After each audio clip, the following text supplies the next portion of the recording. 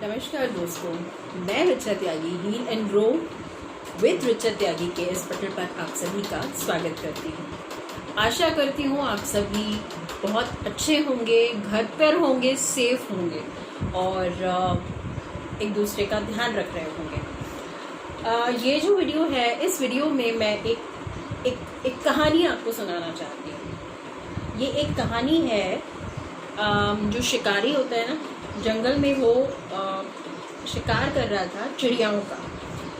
तो उसने जाल बिछा के रखा, उसने जंगल में जाल फैला दिया और उसमें दो चिड़ियाएं जो साथ ही रहती थी वो आकर उसमें फंस गई। चिड़े ने ये देखा कुछ समय बाद, क्योंकि वो देख रहा था कि कोई आए इसमें चिड़िया फंसे, तो उसने देखा कि दो चिड़िया हैं वो उसमें फंस गई और ऐसी फंसी कि वो एक साथ ही उसमें रही और उस जाल को लेकर उड़ने लगी।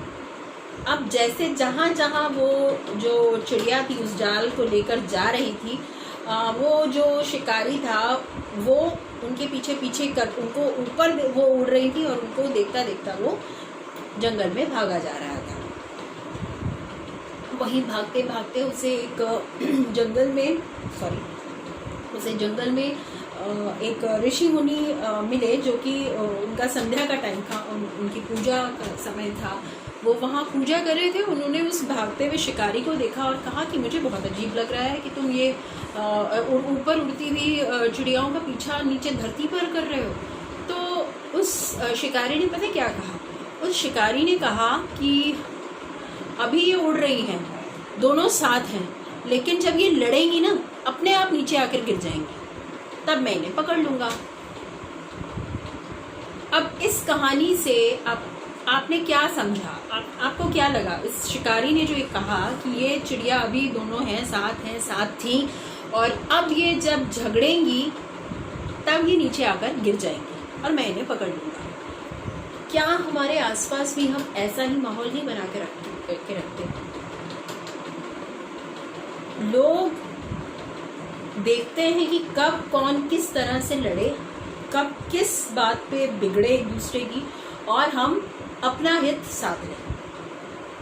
हम अपने आसपास बहुत लोगों को ऐसा करते हुए देखते हैं और हमें ये सीख लेनी चाहिए कि स्ट्रेंथ किस में होती है। अकेला कोई भी व्यक्ति या कोई भी चीज़ सशक्त नहीं हो सकती, शक्तिशाली नहीं हो सकती। एक उंगली में वो ताकत नहीं है जो एक पांचों उंगलियों में, जैसे कि एक पांचों उंगलियां मिलाकर एक चार्टा बनता है, ये एक पांचों उंगलियां इस तरह से मिल जाती हैं तो एक पंच बनता है।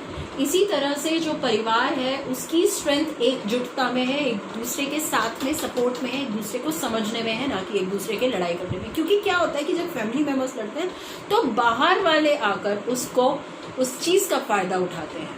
फायदा उठाना या किसी भी तरह का इंटरफेरेंस हो सकता है या किसी भी तरह का निजी स्वार्थ हो सकता है। तो प्लीज़ कोशिश ये करें कि अगर कोई आप एक दूसरे की बातों को समझ नहीं पा रहे हैं या आपको कोई एक दूसरे की बात अच्छी नहीं लग रही है तो ठीक है, एक बात सामने वाले की मान जाइए, एक बात अपनी मनवा लीजिए।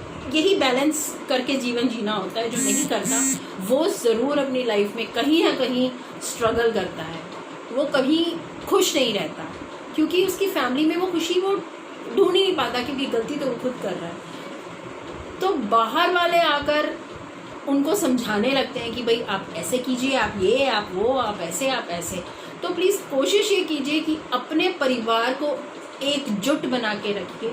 परिवार एक शक्ति होता है जब एक दूसरे के साथ खड़ा रहता है। अकेला आदमी कभी भी सफल नहीं हो सकता। सफलता ठीक है, हम कहते हैं कि भाई कोई आदमी बहुत सफल हो गया तो एक झुंड लगा रहता है उसकी, ये हमारा ये है, ये हमारा ये है, वो हमारा ये है, ठीक है। लेकिन उस सफल व्यक्ति ने जब वो ज़ीरो से शुरू हुआ था और आज जब वो एक हाइट पे है, तो उसने जो स्ट्रगल्स फेस किए होंगे वो ज़रूर फेस किए होंगे और अपनी सूझबूझ, अपनी जो इनर स्ट्रेंथ है उसको रखते हुए उसने वो फेस किए, आगे बढ़ता रहा। लेकिन उसको सपोर्ट करने वाले, अगर उसको खींचने वाले रहे हैं साथ में, तो उसको स्टेप बाय स्टेप सपोर्ट करने वाले भी साथ रहे हैं। तो अपने परिवार को एक शक्ति दीजिए, एकजुट रहिए। कभी एक दूसरे के साथ अगर मतभेद होते हैं, कोई बात नहीं, मतभेद चल जाते हैं, मनभेद नहीं होना चाहिए। यही मेरी आप लोगों से एक मैं कहना चाहूँगी कि सब आपस में एक दूसरे से प्यार से रहें, और हंसी खुशी का माहौल, या जब हम त्यौहार मनाते हैं तो सभी एक दूसरे के साथ मिल बांट कर अगर कोई त्यौहार मनाया जाता है तो खुशी 4 गुनी, 5 गुनी और 1000 गुनी हो जाती है। इसी तरह से जब हम किसी परेशानी में हैं तो जो हमारा परिवार है वही हमारा एक स्ट्रेंथ बनता है, संबल बनता है। इवन अगर हम कुछ आगे बढ़ने के लिए कुछ हम कोशिश करते हैं तो जो हमारी बैकबोन होती है वो हमारे रिश्ते होते हैं, वो हमारे पेरेंट्स, हमारे माँ बाप, हमारे भाई बहन, हमारे फ्रेंड्स। तो प्लीज़ सबके साथ बहुत अच्छे से रहिए, और उम्मीद करती हूँ आप सभी को ये कहानी वो भी बहुत अच्छी लगी होगी, और मेरी बात से आप कहीं ना कहीं इत्तेफाक भी रखते होंगे। और बहुत जल्दी एक नया वीडियो लेकर फिर से आपके साथ हाजिर होंगी। हालांकि मेरी कोशिश ये रहती है कि कुछ स्पेशलाइजेशन जिन लोगों का किसी फील्ड में है, मैं कोशिश करती हूँ कि आपके जो प्रश्न हैं, आप जो चाहते हैं, वो उनके द्वारा भी मैं आप तक बातें पहुंचाऊं, उत्तर उनके जो आंसर्स हैं वो आपके प्रश्नों के वो आप तक पहुंचाऊं। और मेरी कोशिश ये भी होती है कि जो मेरा एक्सपीरियंसेस हैं, मैंने जैसे पहले भी आपसे कहा है कई बार कि मैं अपनी बात आप तक अपने एक्सपीरियंसेस से शेयर ज़रूर करूँगी। चाहूँगी कि मैंने जो लाइफ में एक्सपीरियंस किया है और उससे आप भी कुछ ना कुछ सीखें, और ये भी चाहूँगी कि आपकी जो अपनी लाइफ के एक्सपीरियंसेस हैं वो भी मुझ तक पहुँचाएं। मुझे मैसेजेस कीजिए, और मेरी वीडियो अगर पसंद आ रही है तो उसको लाइक कीजिए, शेयर कीजिए, सब्सक्राइब कीजिए मेरे चैनल को। और अभी के लिए फ़िलहाल बाय बाय, टेक केयर। जल्दी फिर से अगले वीडियो में मिलेंगे।